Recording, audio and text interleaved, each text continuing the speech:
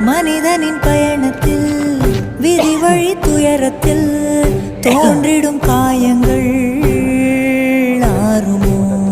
அன்பையும் பண்பையும் அறிந்திடும் ஒரு மனம் வெறுப்பிலும் சினத்திலும் வாழுமோ?